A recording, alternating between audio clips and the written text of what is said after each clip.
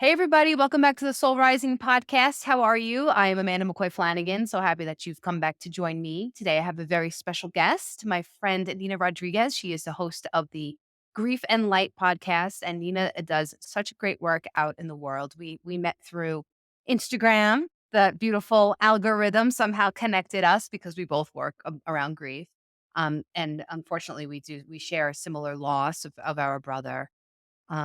So we really connected and Nina had me on her show last year and that was awesome. I hadn't done many podcasts at that point. So thank you so much for taking a chance on me. And I'm so happy to have you here. So why don't you introduce yourself, tell us a little bit about what you do, why you do it, and then we'll get rolling. So it is an honor to be here. Thank you so much. And likewise, this is actually my first time being a guest on a podcast. So I get to sit on this side of it. And I could think of no better person than to be on your show. So thank you for the honor. Um, Hello to the listeners. I am Nina. I like Amanda said, I'm the host of the Grief and Light podcast. And I joke around that grief life chooses us. It's like funny, Hmm. not funny. So many of us in this, I haven't met anybody yet who is in this space who said, I genuinely just out of the kindness of my heart wanted to be in this space. I'm sure they Mm. exist. I just haven't met that person yet. It's usually somebody has a backstory, somebody has a loss, and that's where most of our stories begin. And so my story began September 11th, but not the September 11th that the world knows, but the September 2019, that our family's life was turned upside down with the loss of my brother Joseph. He is my only sibling.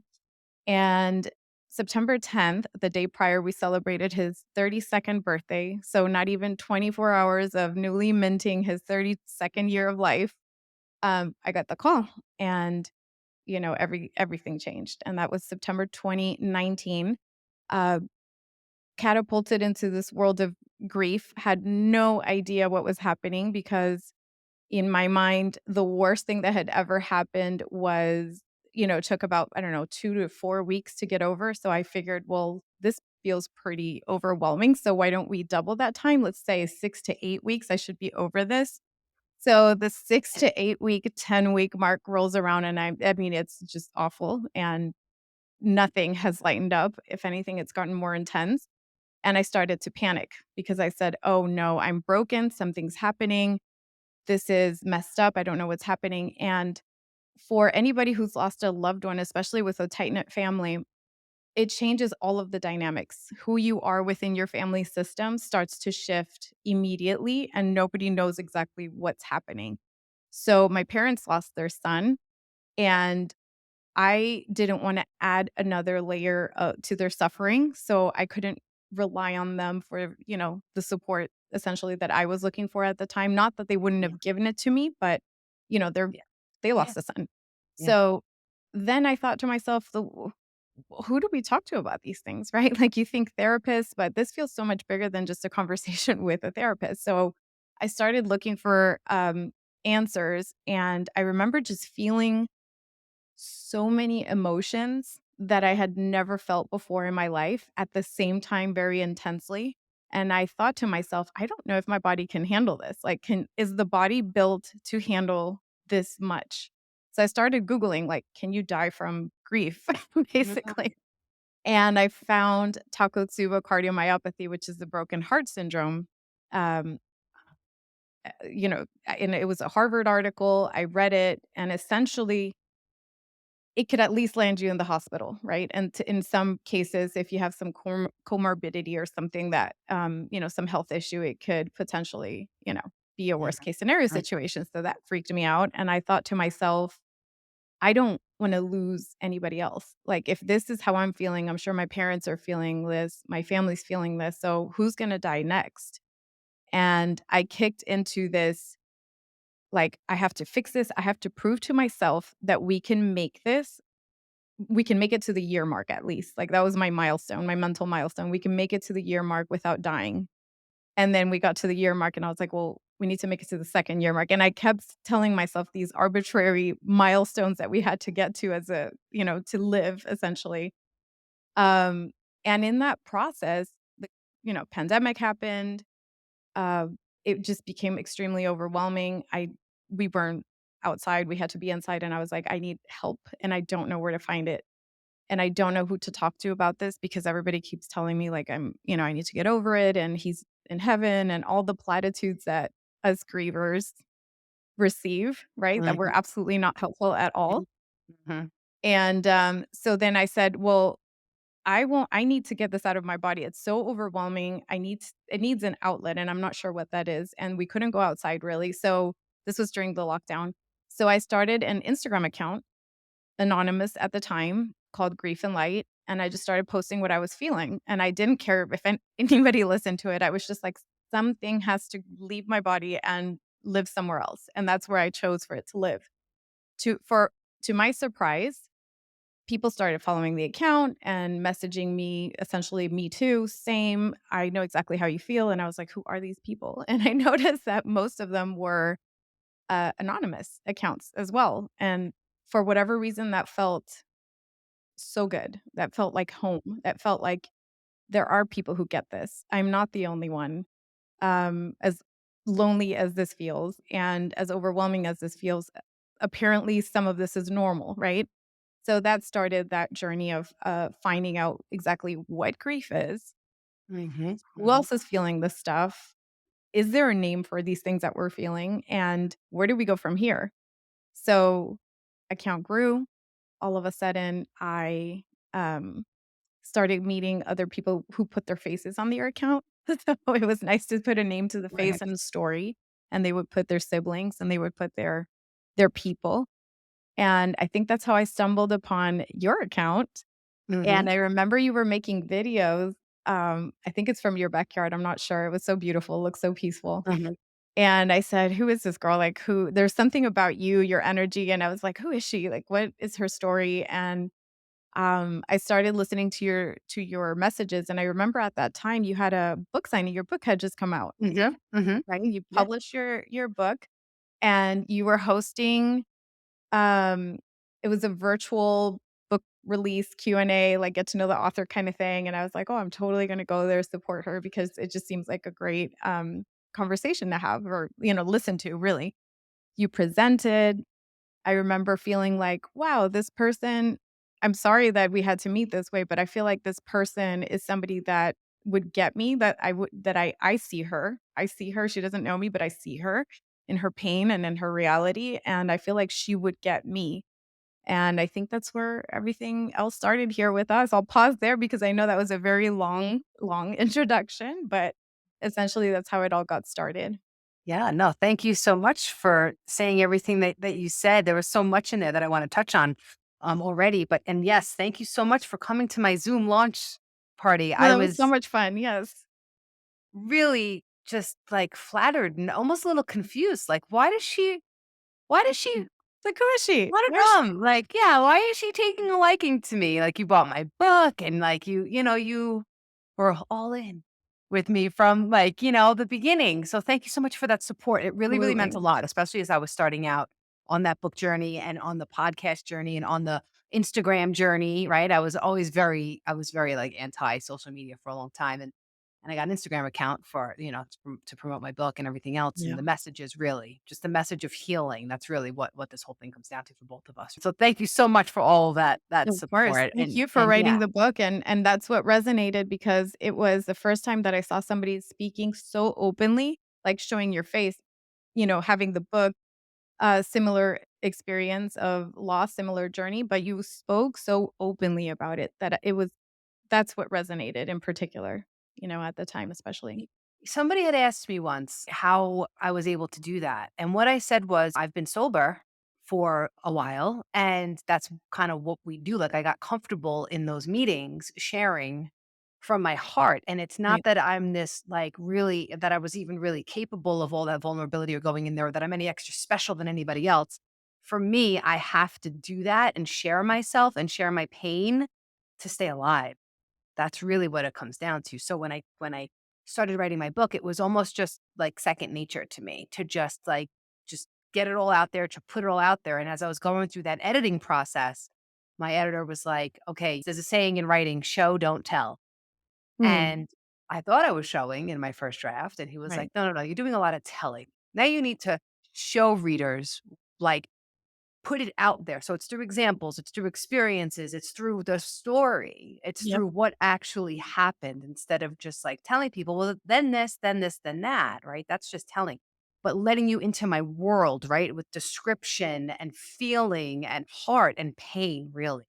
Showing people our pain is what I think is attractive to people because they're like, "Oh, wow, like, that's how I feel." The And vulnerability. Yep. if they can share it and if they can talk about it, then so can I, and that's where the healing happens. It's in the talking, right? They don't Yes. talk therapy is a thing for a reason, right? So, it's in the sharing, it's in the talking, it's the camaraderie, it's in the understanding that we're not alone and that other people understand and that what we're going through is normal. Like you said, you talked about all those things that you were feeling and you were like, am I gonna die from this? Like, Right. how is one human being capable of holding so many different feelings?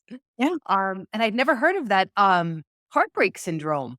That's interesting, that's a Takotsubo thing. Cardiomyopathy. It's fascinating. It's so a takotsubo, it's a Japanese term for an octopus trap. Okay. And it's because it's a clay pot. And when a heart, your physical heart, your heart muscle, not everybody's, but in some cases, when the grief is too overwhelming or when there's too much stress, the heart starts pumping in a way that it changes the shape into this takotsubo type of shape. It resembles the octopus trap, right? Oh. And so it doesn't pump blood properly is from what I mean, this is like not my non-medical explanation. Yeah, It's yeah, from what yeah, I we're not doctors understand. here. It's like I'm not a doctor here. But essentially it pumps in a way that it makes it's not effective, right? And it literally changes the shape of your heart, your physical muscle. And I found that so fascinating and terrifying at the same time. And I said, "Okay, well, we can't have, misshapen hearts here. Like, we have to figure out a way to keep this as healthy of a journey as possible, whatever the heck that means, right?" And Yeah, that's where the trying to find answers started. Yeah. And share yeah. you're absolutely right. Sharing the stories is where I found the healing because you shared your story, because you were vulnerable, because you opened up about it, was that it reached me through algorithm magic. Mhm. And I said, "Oh my gosh, she gets it," right? And that's where the magic starts happening, and from there, it opened up to other places, but it's in like you said, it's in the sharing the stories that we're meant to share our stories. I firmly believe that, and it's not easy. I feel like we say this so easily.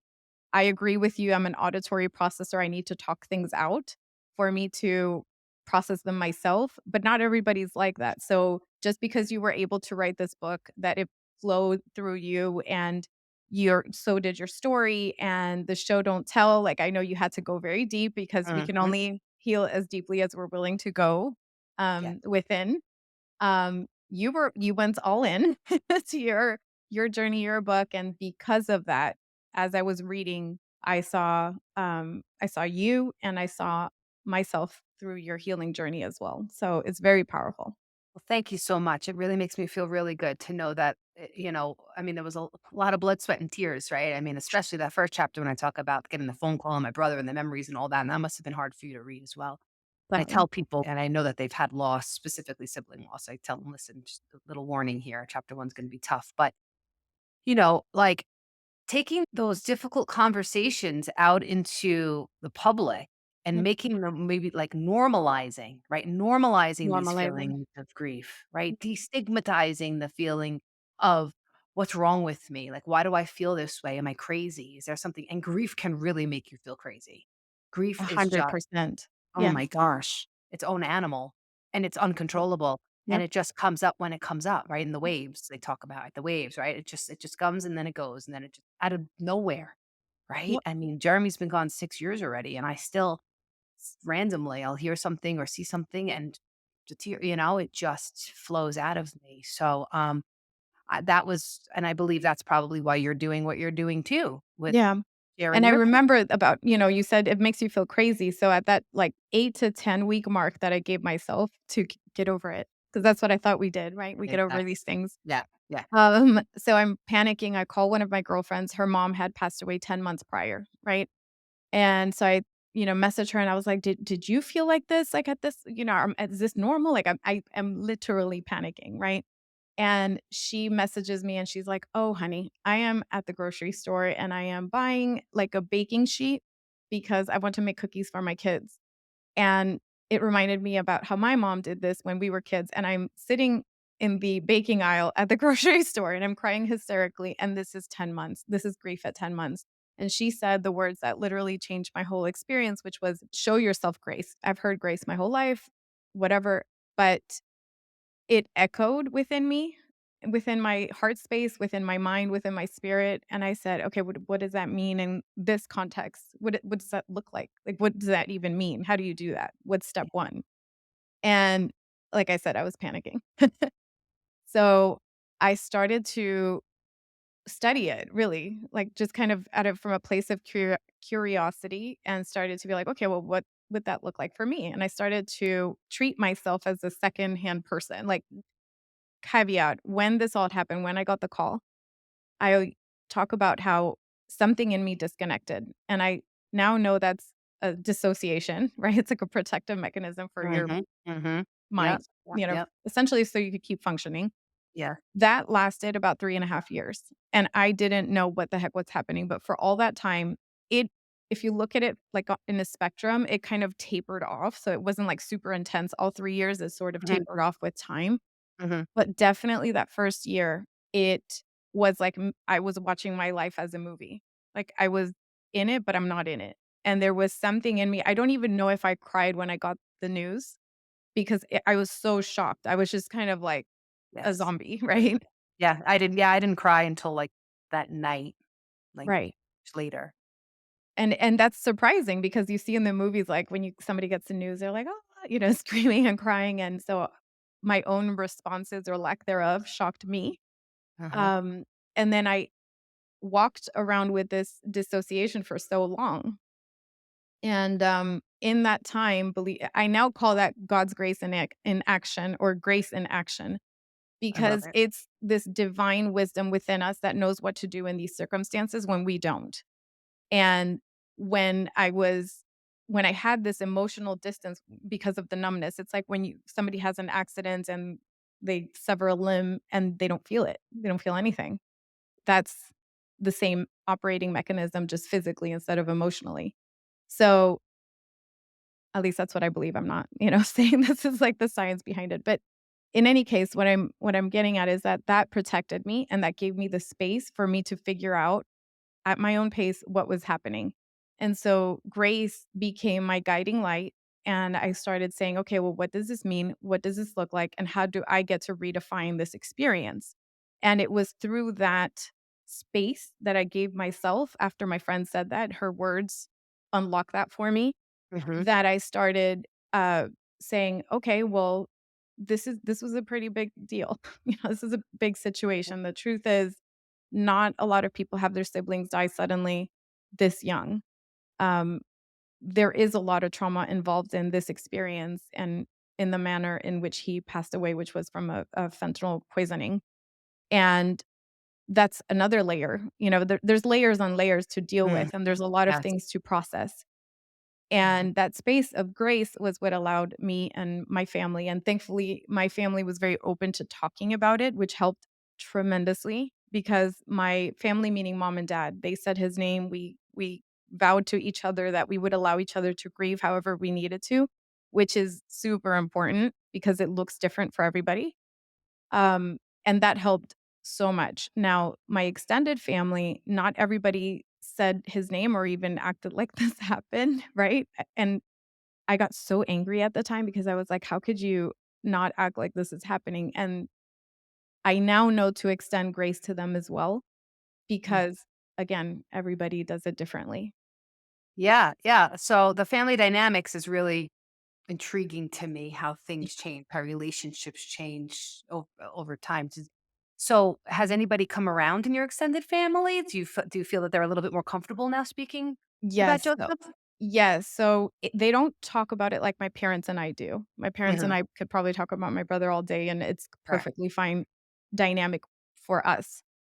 My extended like, my mom has 3 siblings, so there's my father, and they don't really talk about my brother, but there will be every September 10th and 11th. So on the 10th, we celebrate his birthday to this day, and then on the 11th, we celebrate his anniversary. And we agreed that September 10th would be, like we still cut him a cake, We Mhm. still make the last meal that he ate, the same one that we made for Oh, dinner. My dad, makes this for awesome, sure.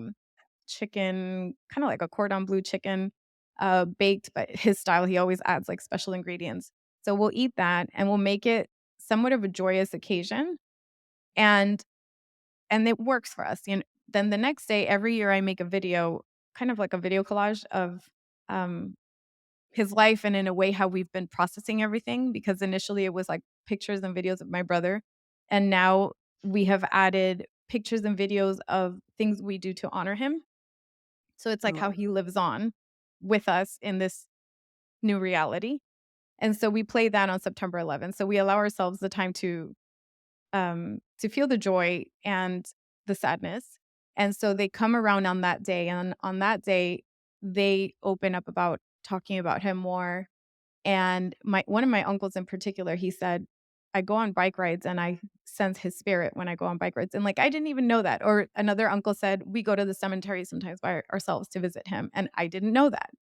So to say that they don't care is very unfair. mhm, They just mhm. care in a different way. Different way, Yeah. then we would show it. Exactly, and Yeah. that's how we can learn to extend grace and compassion to people who do Yeah. things, process things differently than we do. We don't know what they're going through and how they actually are showing their love just in ways differently than we would. And I love what you talked about. I mean, those are rituals. Yeah. Rituals are huge. That was something I learned too, and a way to, heal my grief as I continue to heal. That's really, really beautiful. I love that you guys do that and that you allow yourselves the space to feel it all, Yeah. to have that joy. It's not, I think a lot of people feel like it's betrayal, that it's almost somehow like betraying them if we're happy Yep. or that like we don't care, that we have to be, right? Like cloaked in black for the rest of our lives. I love that we're both wearing white actually. Right. Yesterday was Easter and and I believe that that their souls have been set free. I believe that they are just an abundant light and abundant joy, and we're the ones left with the pain. So I think a lot of people out there wonder, are they okay? Yeah. Right? Like, where do you I've go? wondered that for for I think 2 that time that numbness period, it was, like, about 3.5 years, I wondered that. Yeah. And it helps me to believe, listen, I don't think anybody really knows what's going on until we get there. But it helps me to believe that yeah, nobody likes to hear, oh, they're in a better place, all that kind of stuff, all those cliches. But Right. I truly do believe that there is abundant joy and peace and love and that they're okay. And I believe that because, well, things that I've read and my connection to spirit and also because I felt Jeremy, like, as I was getting ready for his funeral. Yeah. I was taking a shower, and I was crying in the shower, and I just, like, felt like I saw his face, like, in my mind's eye, like, saying, like, "Why are you crying, sis? Like, I'm okay." And he was, like, laughing, like, I just felt this, like, overwhelming truth. It felt like this truth to me, like, it was so real. Um so that helps me. That helps me to feel and to know. I particularly feel like I know that he's okay. And that he's probably working his magic from over there, through me. Yeah. Joseph's working through you. Yeah. Having that spiritual connection, I think is really important, is a really important way through to move forward, through this Definitely. grief. There's a knowingness and it's like I have no proof, but I also have no doubt. Like, there's just a knowingness about this whole experience. And I remember at the time, one of my friends, another friend, she had experienced a stillbirth. Unfortunately, her son, was stillborn, and she believed she was talking to a medium at that time. That's a very personal decision for a lot of people, but she said, "This medium believes in asking for signs," right? And I was like, "Okay, well, how do you do that? How do you ask for a sign? Like, what does that look like?" And, have you heard of the book Signs by, oh gosh, I'm Mhm. forgetting her name. Anyway, there's a Yeah. book about this, and she said I think Laura something. I Laura don't. Lynn Jackson, yes, thank Yeah. you. And so I said, "Okay, fine, like, whatever, universe, give me a sign." And then she's like, "No, you have to ask for it specifically." And I was like, "Okay." So at the time I said, "I want a blue jay to come near me, and it has to be so obvious it makes me uncomfortable. Like, Mm. it can't just be a bird that flies by, it has to be, like, in my face, right?" Yeah. So I said that and I put it out of my mind and I go about my days and nothing happened. 24 hours, like nothing happened. Um, I'm in my grandma's house. That's where my brother died. And I'm sitting there in the kitchen working on my laptop. And there's this door, glass door by the side, and I see something in the corner. And I'm looking, I look at it, it's a blue jay. And I was like, it can't be. No, right? It's just like, this is Yeah. not whatever. So I'm looking at it, it's on the floor and it's peering through the window, through the glass door. I'm sorry. And I'm staring at it, and all of a sudden I get like, that feeling of like just cold going from my head down to my body. And I'm like, I'm freezing and just like, I just very intense chills. And I was like, "No effing way." And I call my dad. My dad was in the other room, and I'm like, "Dad, dad, dad, dad." And he walks over, and I was like, "Slow down, like, don't walk too fast. I don't want you to Yeah, scare yeah, it." yeah. And then I, show him, and my dad starts getting closer to it, and I get closer to it, and it is not moving, like, it is staring, and it's going like this, like, I moving my head side to side Mhm. if somebody's listening. But it just starts peering through the window, and it stayed there long enough for me to go grab my phone, film him, take pictures, and, we got closer, it did not move. I was like, "Oh my god," I felt like it was staring into my soul, right? And I said, "This could be nothing. This could be a coincidence, or I could choose to believe that there's something to this," right? Mhm. And that day, I decided to believe that there's something more to this capital T this, right? This whole Yes. experience, right? And like you say, I realize a lot of people start to, uh, put their beliefs on you, very well intended beliefs, like they want to help you. They want to say, "Hey, whatever my belief is, this is a gift to you so that you can feel better," right? And they give you advice and they give you some platitudes. Not everybody believes the same thing, but I would agree that it is so helpful to believe in something bigger than ourselves, whatever that looks like to you, to Yes. anybody. And Yes. at the time, my family's Catholic. My grandfather has his very, Catholic uh, rituals and practices. Mhm. And I was very angry with, I was like, I don't want to hear this stuff right now. Like at the time, I was very upset because I couldn't make sense of it. But Mhm. there was something very powerful with my grandfather leading the prayers, and there's these little books that you get for after somebody dies, and there's these, things you recite, and we gathered around our living room. We had the pictures of my brother, some candles, and we prayed together as a family.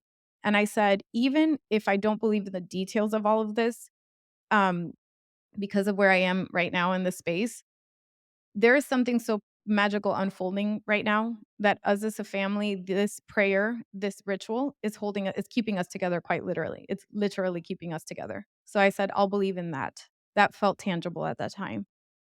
Fast forward, with time, there were certain things that we did that with time I said, "You know what?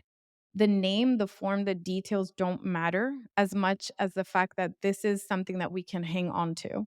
Mhm. And whether it's the signs, whether it's your religion, whether it's spirituality, whatever that looks like to you, if it's useful to you in your journey, hang on to it and don't question it too much. If it's not harming anybody, it's not harming yourself, like don't question it. Just keep walking down that path. And that was very, very powerful. And I realized, a lot of times we're in a place in society where it's very divisive, and a lot of people criticize, like, "Oh, religion's this and spirituality that, and new age woo woo," and everybody's labeling, spewing stuff at each other. And I'm just like, can we just honor that it works for some people, whatever it is? Can we just honor that it literally saves people's lives and helps keep them together and whatever that looks like? And if you don't agree with it, that's cool, but you know, it helps.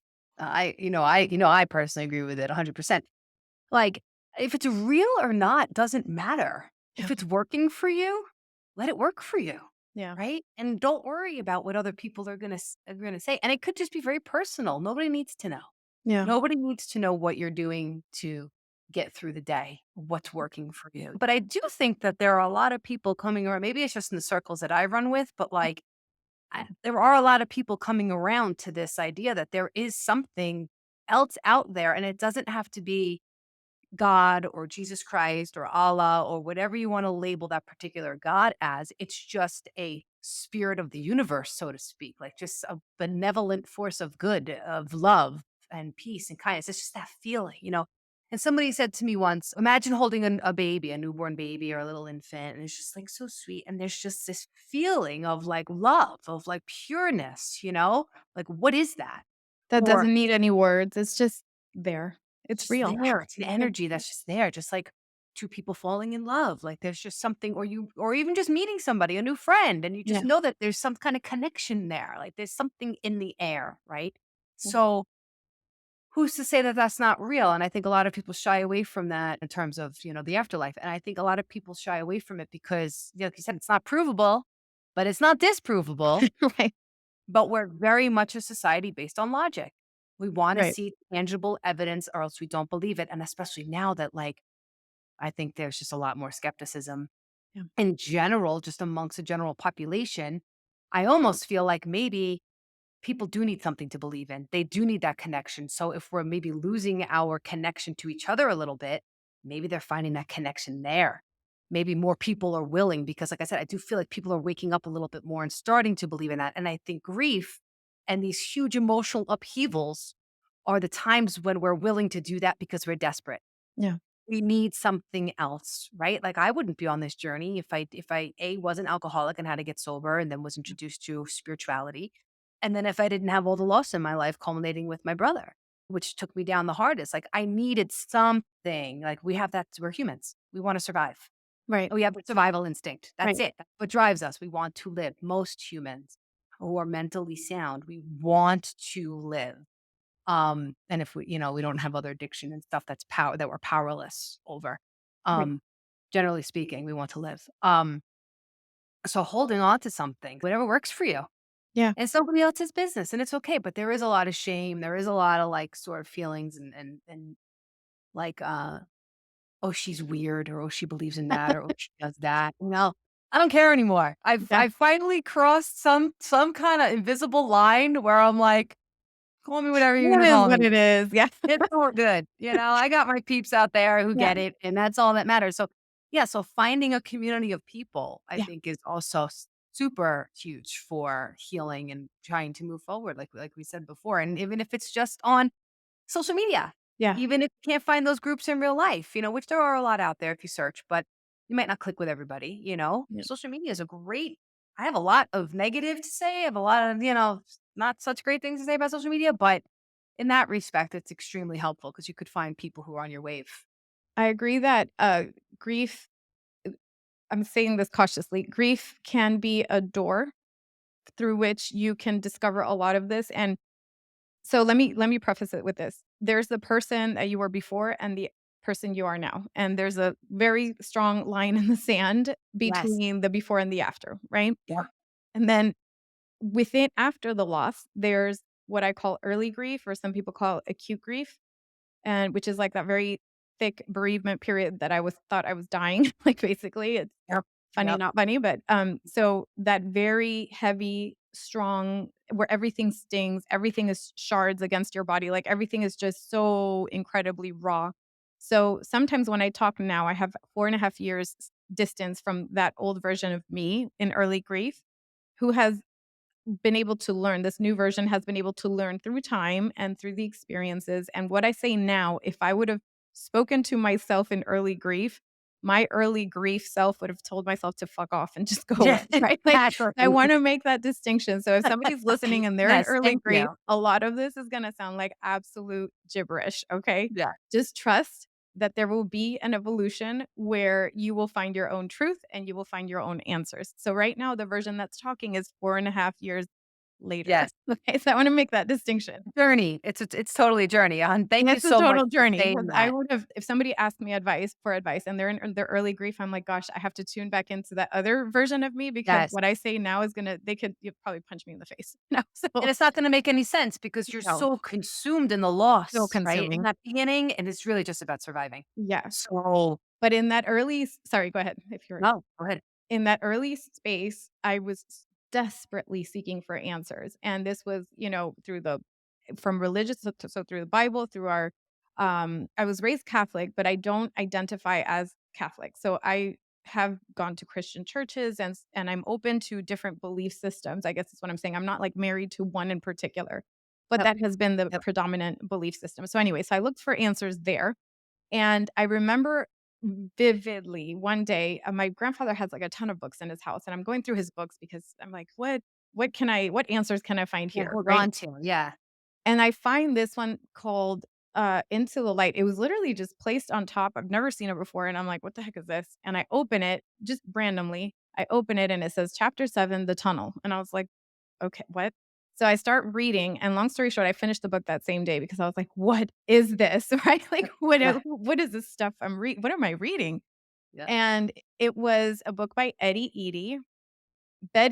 There you go. It rhymes. Betty Eady is her name, Eddie Edie. and it's called Into the Light. And I it's basically her story with a near death experience. So she was giving birth, um, and she had an I don't want to tell the whole book, but anyway, she almost died, or she technically died and came back, right? She tells her story about how she met, Jesus in the spirit world. I was so appalled by reading it at the time. Keep in mind, my emotions are super raw and Sure. Yeah. nothing makes sense. Yeah. So, I was like, "How dare she think she's talking to Jesus? Like, the Jesus? Like, is she nuts? Like, what is this The woman Jesus. talking I love that. about?" Right? The Je So, I'm like, "Who is she and how dare she?" And at the same time, I couldn't stop reading. Like, I read the whole thing, right? Because it was the first time and the first thing that came into my life's movie that helped me get some kind of answers as to where did my brother go. My question is, he was physically I hugged him the day before. I FaceTimed him this day. How can you tell me he just left? Like, there's just where did he go, right? And Mhm. I'm not saying Yep. belief wise, I'm Right. saying literally, where did he go? Like, his Yes. clothes are here. His clothes smell like him. Where did he go? Yeah. And that my brain was trying to find answers. So I read this book, and this is where I learned about near death experiences. I'd never heard of that before. And I'm like, "What is this thing?" I start Googling it, I start YouTubing it. I find that there's thousands and thousands and thousands of stories, and long story short, in the 1960s, I think it was, when they invented the cardiac machine that to essentially shock people back to life who were having Mhm. cardiac Mhm. arrest, who were in cardiac arrest. These people started telling stories about these experiences that they claimed to have. And they started being recorded, and now obviously we have easier ways to record this and for easier ways for people to share their Mhm. stories. Again, whether I believe it's correct or not, it's true or not, is less important than did I gain some insight and was this helpful to me, right? Yes. At the time, as I listened to these stories, it felt like some form of anecdotal evidence that Mhm. there is something more to life. Mhm.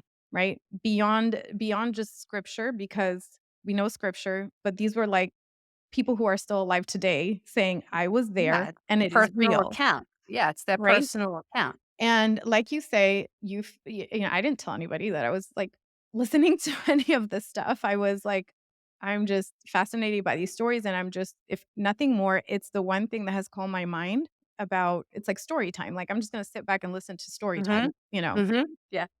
So, that opened up something within me to say, I'm just gonna believe that there's more to this. This experience makes you question so much, made me question so much. And when I heard these stories, I said, I'm gonna choose to stop questioning. I'm going to choose to believe, and I'm going to choose to trust that there's more to this. And I just don't know. And maybe I'm not supposed to know right now. And that started giving me so much peace. I kept that very quiet. I don't even know if I've said that publicly at all on my page or anything, but I've felt that I don't have evidence, but I also have no doubt. Like, that feeling Mhm. is what has helped me move forward. And when I connect with people on social media, like you said, could be a very scary place and it could be a very Mhm. threatening place. Mhm. I also believe we can curate our spaces. I unfollow anything that doesn't resonate with this. I block people unapologetically if I have to. Mhm. Which I have not had to do in this account, which is great, but even in, my other personal, more private account, my brother's passing and how people handle it became like a litmus test of who gets to stay and who Mm. gets to go. Mhm. And my tolerance level is very low right now for anything that doesn't resonate. And to the point that I switched what I do for work in that Oh. process as well. I used to be in real estate, and I noticed that as I went through real estate with my real estate clients, between 2019 and 2022, if I heard somebody complain about wall color and doorknobs and carpets, Yeah. I was gonna lose my mind, and Yep. I said, I'm not giving them the best service as a Mhm. person in this field, Yeah. and they're driving me nuts. So, I just don't think it's working out anymore energetically, right? I need to Mhm. step back. Mhm. Mhm. I step back. I hire a career coach in 2022. We worked together 2023. She's the one that encouraged me to start the podcast, because she's like, "You have a lot to say. Why don't you do something?" And at first, we worked through this, and she said, "What's calling you right now?" And I said, "Well, I can, as you can tell, I could talk for hours, no problem." And that's that's the shape that it took. And next thing you know, I got certified to with Megan Devine. I took her course Okay. Yeah, I saw that. Yeah. on grief certification on grief care work and learned more because grief is so nuanced that I want to be respectful of other people's experiences Mhm. who maybe don't see things the way I do. There's people that whose view on grief is so different, so vastly different, it makes me uncomfortable. And just because it makes me uncomfortable doesn't mean that they're wrong. I have to sit with Mhm. my discomfort and check in and see what it's bringing out in me and why am I reacting to it. There's something in me reacting. What is that? And so learning to discern that, learning to hold space for people who do it differently than you, learning to not fix them because just because they look and say something different to me and they process it differently doesn't mean that they're wrong. It's just, oh, okay, that's your process. Mhm. Um, how do you do that? How do you hold that sacred Mm. container? How do you work with these people? So that's the journey that's been happening ever since I started the podcast and social media, and I have found the space to be beautiful. The community. I mean, all the people that are in there, but Mhm. Yeah. anybody who tunes into this space that doesn't really exist, this exists somewhere virtually, Yeah. Yeah. will see the magic. It's really, really beautiful. And congratulations on making that shift Thank in you. perception. That's a big deal. Yeah, And sometimes, that's how we turn pain into purpose, right? Like that's how we say, okay, we take a look at our life. That's what happens when we have these major traumatic, sudden losses. It just shakes us up. Our soul kind of, I feel like I was like kind of like dead and alive at the same time. Like I was just this like shell, but I know something was going on. And then eventually months later, I had like a crazy awakening. And so that is almost the beauty of grief is that like we really come home to our true selves. We're really kind of like, who am I? What am I doing here? Right? Our own mortality starts to come into question and we yep, say, am I living the way that I'm supposed to live? And very often it's a compulsion. It's not even like really a decision that's going on. We're not always conscious that that's going on, but right. something is pushing us in this different direction. And I personally believe that it's spirit doing for us, helping us get to that place of our true self. So then we can help others because what you're doing now is helping others. It just changes so much for your world, for their world. And then that's a ripple effect, right? Like my whole thing is 100%. like healing our own pain can help heal the world and the collective because I'm putting out better energy. People are feeling more comfortable around me. They're feeling safer to go into these spaces, meet themselves, get really real with themselves, heal, do whatever they need to do. And then Right. that just gets passed on. Then that's attractive. That's inspirational to Yep, somebody else, yep. to say, I want that too because it feels purposeful and meaningful. I believe you could add an element to spirituality and bigger purpose and meaning to anything, like anything that you do. If you do it with Anything. heart, spirit, like, and to connect with the person and be of service, anything, I'm willing to say anything. Um, Unfortunately for me, that space, I live in Miami. Miami is at a time in real estate where, like selling sunset, like HGTV, it's very, Mhm. it's growing like crazy. Everybody wants to move here. And it made me question, like, am I just, like, this is the best there hasn't been a better time in the existence of the city to be in real estate. I was making the most money I ever made, and I was getting opportunities left and right. So, I had to sit with myself and say, "Do I really is this smart to leave this?" And if you look at it Mhm. from a financial point of view or any if you take emotions out of it, it was like, "No, just tough it out, stick it through, whatever." I was craving alignment so badly, and I was craving authenticity with myself so badly, and I was craving conversations with people like you so badly that I said, "I'm willing to give it all up. I don't care." Like, I'm willing my husband wasn't thrilled, but I'm willing to give it all up. At the end of the day, he understood, and he's been wonderful and very supportive, Great.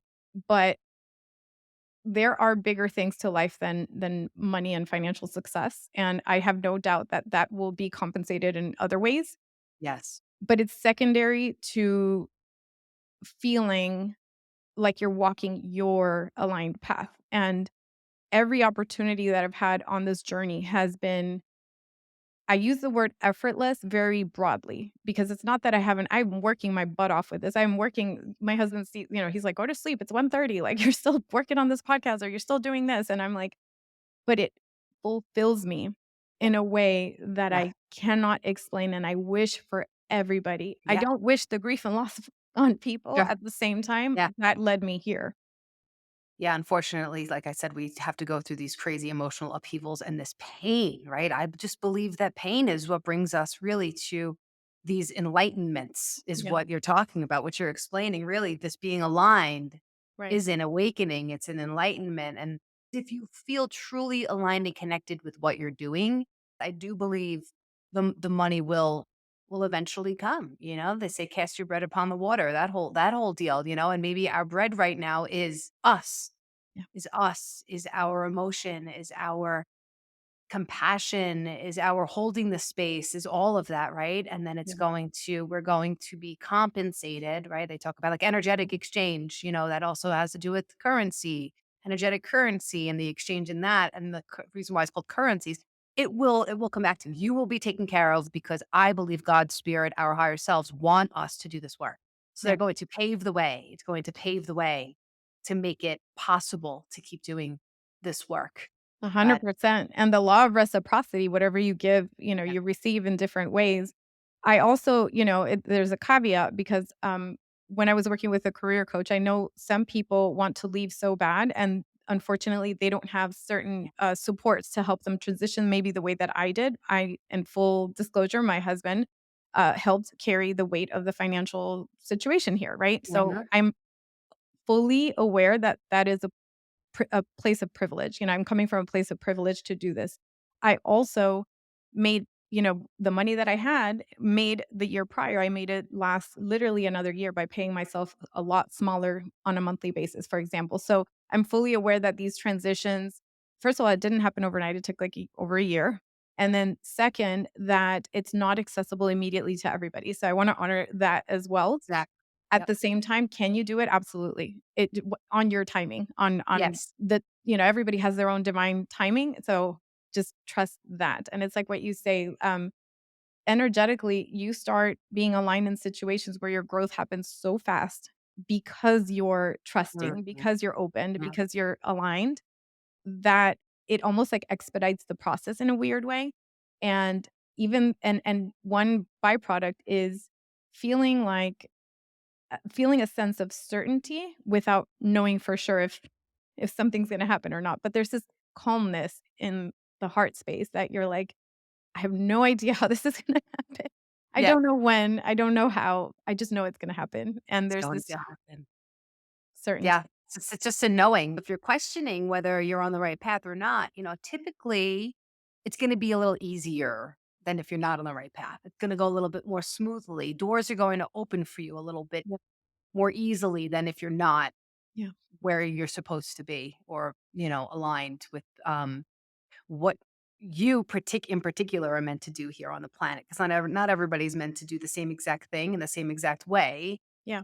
but, other than heal. I personally believe every single person is here right now to heal some part of themselves to then help heal the world. But the way that looks, how that's delivered through you is going to be different. So Yeah. yeah. I love your openness. I really, really admire and Likewise. respect your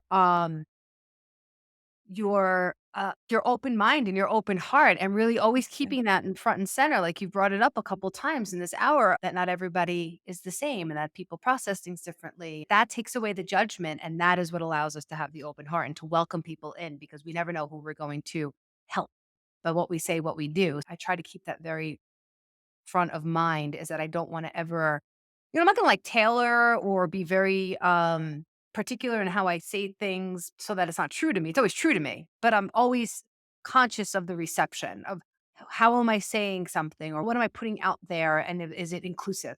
And am I trying to leave that door open for everybody to walk through? You do that very well. Oh, thank you. Well, my baseline belief is that we are not meant to walk the same path. I could not imagine a world where everybody's like me. I like me, but I don't want a world of people like me, Exactly. you know? I hear you. I hear Yeah, you. we need contrast. I learned so Yep. much from other people, and the moment that I start thinking like, "Oh, my way's better than somebody else's," I check myself immediately. I say, "No, no, my way works for me. My way may work for other people. It is not supposed to work for everybody. Like, Nope. it is just not. That's just unrealistic and strange to me." So that's my baseline, and I also acknowledge that, I've had some great advantages, like, for example, my family being very open to talking about my brother. When I say family, I mean mom, dad. The fact that they've been so open, the fact that we have our rituals and everything flowed organically. I've heard horror stories from people in my groups whose parents, uh, hurt them even more, like, it's part of their suffering how the Mm. situation was handled after their loved one's passing, Yeah. Yeah. or how a family's broken apart afterwards, or how a marriage fell apart afterwards, right? So I'm hyper aware of how, in a way, lucky, I've been with certain things, and lucky for me might seem unlucky for some other people, vice versa, but, Mhm. Mhm. I'm just hyper aware of the nuance in this space and in life. Like, there's so much nuance to life, and if we could just kind of live in that space, it makes it easier to honor everything and everyone along the way as best as we can because I'm human and I fuck up sometimes. Well, that is amazing, Nina. And that, I think that's a perfect way to Yeah, wrap up our time. Is there anything else though? Any little bits of advice slash suggestions slash words of wisdom you'd like to share? there's so much. First of all, thank you, thank you, thank you for having me. Like, It's been an honor. I love you, your work, your energy, and I'm so, so grateful that we connected in this space from the depths of my heart because you have been in direct and indirect ways such a light for me as well in this space. So thank you for all that you do. likewise, likewise, likewise. My And, pleasure. this is how I honor my brother. This is how I get to remember him. This is how I get to say his name. His name's Joseph.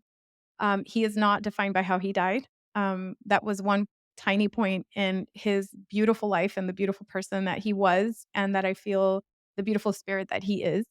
I have no doubt, I have no proof, but I have no doubt that life goes on. There's something so much bigger. And at the end of the day, these experiences, like we say we would trade it all in. I know I would trade it all in a second to have him back. That's not an option. It will never be an option. So what we do after somebody passes away, after we lose a loved one, is completely up to us. And it's an opportunity to paint on your brand new blank canvas that you never asked for. How you move forward is completely up to you. It is possible. There will be a period of early grief where nothing makes sense and you want to tell everybody to go away. And there will also be a time where things don't feel as rough and grief will go from the shards that cut your heart every day to the energy that holds your hand moving forward. And I think getting through that transition requires you to walk with grace and to show yourself grace and show each other grace. So that would be, I'll leave you with that. And if Uh, you can visit me, go to griefandlight.com, yep. Instagram at griefandlight. Yes. And her podcast, That Grief and Light. Yeah. You are so good with words. So did you say a long time ago you might be writing a book or thinking about writing something? I Did you think say that I a long want to, but, I admire people who've written books. I admire you so much. I admire authors so much because I would not even know where to start. Like, every time I sit down, that would be a dream, TBD, but every time I sit down and actually try to do it, I'm like, "This is enormous." So, maybe in some future, we'll have a book. Yeah. Well, I'm gonna be looking forward to that. I hope that Okay. that comes to fruition someday because you really have a magical way with words. Oh, You thank you so really much. You are too. you're made thank you. You are made for this. This Oh, is thank you. totally your calling. So you are on the right path, sister. You keep going. I'm so glad I know you. I really admire and respect you. And yeah, that's it. All right, guys. Thank You you guys so out much. there have a great day and we will see you soon. Thanks for joining us. Take Bye. care. Bye.